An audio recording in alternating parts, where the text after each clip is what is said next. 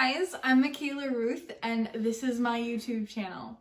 So today's video is a what I eat in a day. In light of past videos, I have explained a disorder, an autoimmune disorder that I have been working through and working with a functional medicine doctor with, and all the supplements. If you want to check out my supplement video, it's the last video that I recorded was about the supplements I take, but I thought it would be good to take you through a day of what I eat. So when I wake up in the morning, I drink quite a bit of water. Throughout the day, I'll have about 3 to 4 mason jars full of water. Water is so important for your body, and not only in hydration, but in the functioning of all of your organs. After I drink water, you know me, coffee. I love coffee, and I refuse to let anybody tell me that coffee is bad for me. Yes, I do agree that too much coffee is too much, but I do drink probably up to 3 cups of coffee a day, and I have no problem with it. But that's my body, and your body may not want 3 cups. Maybe say don't go over 5 or 6 cups. That's a lot of coffee. So I will add some things to my coffee to make my coffee a little bit more substantial, because coffee by itself can actually spike your blood sugar levels. So I add a little bit more sustenance to it. I love Nut Pods. Nut Pods is a creamer brand. It has coconut milk and almond milk. And I don't get the sweetened kind. I think there are, but I have actually never seen them. I do get usually vanilla Nut Pods, and then I will add in pink Himalayan salt, a little bit of stevia, some MCT oil, and collagen. Makes it nice and rich in protein, and that's how I like to start my morning. And after a little bit, I'll do like some form of workout, some form of exercise, and so that kind of gets me to that level of being able to perform. So after I have my coffee and I worked out, I will go and get some breakfast. I love eggs. Eggs are full of protein, and you'll see this as a theme throughout my day, is that I focus a lot on protein. So I had 2 eggs for breakfast, and I put it on some, it's toast, but it's gluten-free. It's like a paleo bread. It's actually really good. It's like almond butter and eggs, and there's like apple cider vinegar in it. All the good things. I put some salsa on it, some nutritional yeast. Nutritional yeast is not yeast.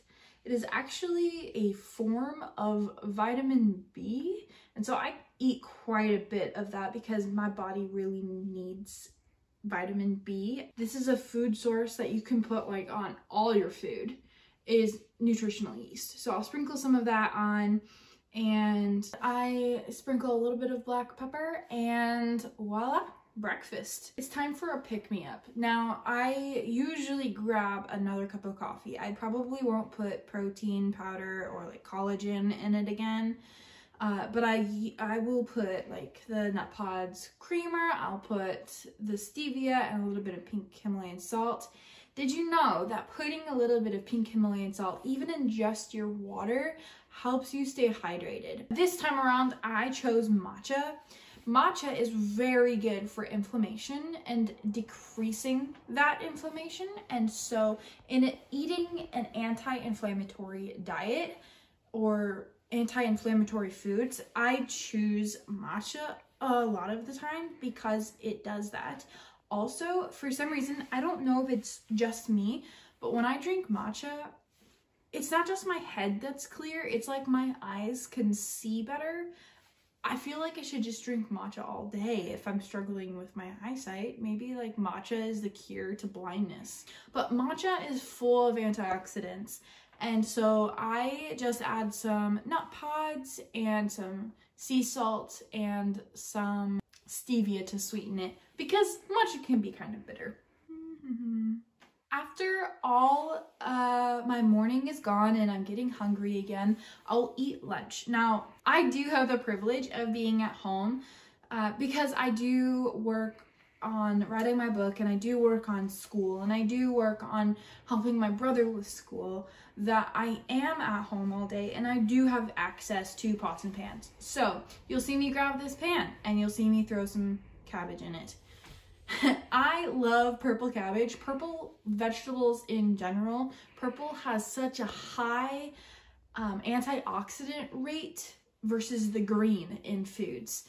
Not to say you shouldn't eat your greens, but choose your purples a lot more often than you normally do. I saute up some cabbage for my lunch, and I put in a little bit, I think I used ghee to saute.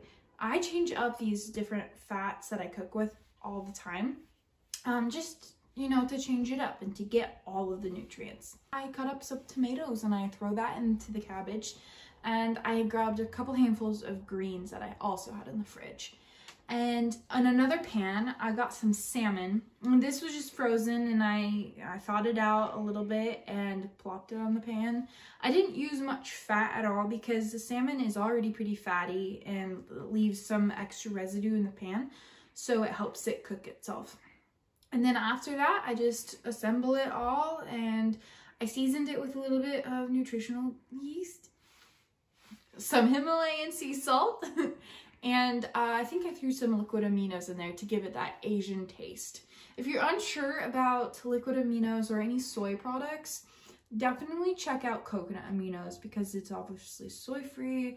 Some people are good with soy, and I seem to be okay with it as long as it's like fermented soy. That fish was succulent. After quite a bit of time, I had spent reading and finishing up some projects, actually editing this very video. I was getting hungry, and so I grabbed some cottage cheese out of the fridge and I threw in some, here we go again, pink Himalayan sea salt. And then I grabbed some pressed peanut butter flour. I sweetened it a little bit with some stevia, and I was gonna put cinnamon in it, but I realized that my brother had taken all of the cinnamon from the spice cabinet. I had to blame you, I'm sorry. And then I added some vanilla for that vanilla flavor. I love vanilla. Don't you guys? Like, vanilla is so good. And then after I blended this up, I plopped down I threw on some blueberries to top it with some fruit. I just love berries. Love berries. They're so high in antioxidants. So after that, I was still a little bit hungry. I have a big appetite. After I made that snack, I was thirsty, but I was cold, and so I didn't want to get water at that point. I made some oolong tea. I love oolong tea with a little bit of stevia and a little bit of vanilla. Are we surprised? Like, going throughout my day and finishing things up, dinner was approaching. My mom actually made dinner. We had this really delicious soup. She'd never made it before, and so we had that, and we had just good conversation last night. And yes, I do drink a little bit of alcohol, so I had some wine with my dinner, and it was just beautiful. Spending time with family. I love chocolate. Just like I love vanilla, I love chocolate even more. So one of the things I will do is I will put some coconut oil and some almond butter and cocoa powder, and this time I actually put Baobab. Now, Baobab is a fruit high in vitamin C. I get my Baobab powder from a very reliable source. They're called THM, or Trim Healthy Mama. And it's just so pure, and it blends well into things. The Baobab fruit itself is a huge fruit, and it's kind of dry in texture in general.